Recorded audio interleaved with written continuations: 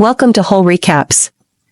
The movie opens with the Indian government sending in special forces in order to eliminate the threat of terrorists. During this operation, Arjun, who is the captain of the team, saves a young man from being made into a human bomb. After a fierce gunfight, Arjun notices something unusual about the bullet holes in the wall. He then slams his fist into the wall and catches the terrorist leader hiding in the wall crevice. After successfully completing his mission, Arjun meets Aisha, a young and beautiful flight attendant at the airport, and immediately begins a passionate pursuit of her. Arjun's handsome appearance and faithful character also make Aisha feel the love she has never felt before. The two soon fall in love. But just before Arjun is about to propose to Aisha, the airport where they meet is attacked by terrorists. In the end, Aisha is killed in the chaos and Arjun is shot into a coma. Under his mother's careful care, the comatose Arjun finally woke up, but he was paraplegic as a result of the attack. He has lost his ability to live independently ever since. In addition, Arjun discovers that Hamid, the leader of the terrorist organization that attacked the airport last time, is the same young man he saved during his last operation. At the same time, terrorist attacks are becoming more frequent. This state of affairs has left the government at a loss. Professor Manam, who participated in the meeting, took the opportunity to present his super soldier program. It turns out that the government-sponsored scientist Shaba has made progress in the direction of artificial intelligence.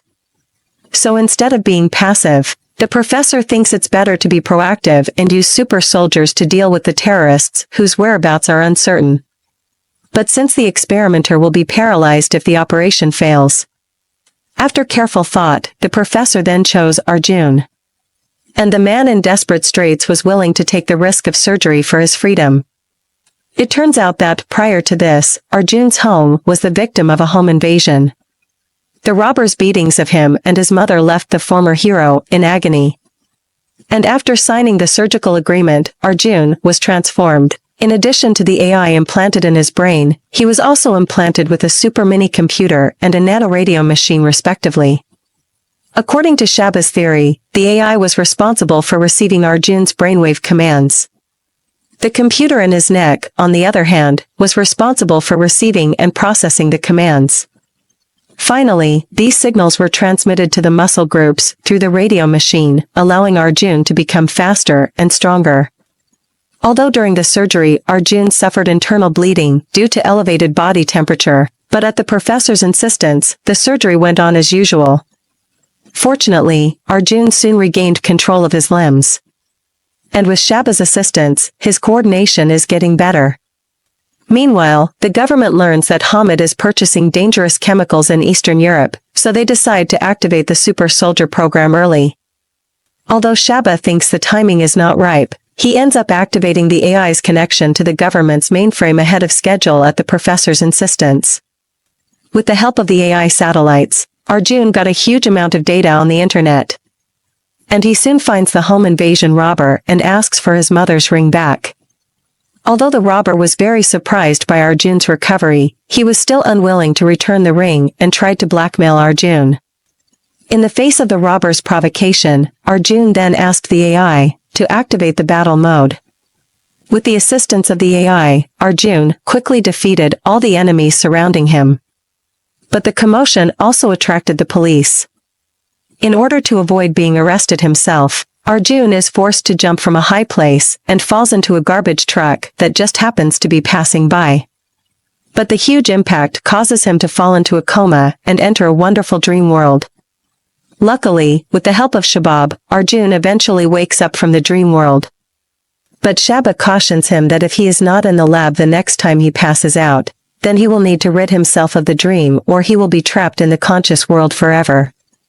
While Arjun is becoming more proficient with the AI, terrorist leader Hamid leads his men to disguise themselves as the RAF and infiltrate the heavily secured parliament building. Though alerted by the AI, Arjun learns of Hamid's movements. But while he warns the professor, the terrorists also detonate the explosives on the van at the entrance, due to the exposure of their actions. Utilizing strong force, they not only took all cabinet members hostage, but also captured the prime minister, who tried to escape.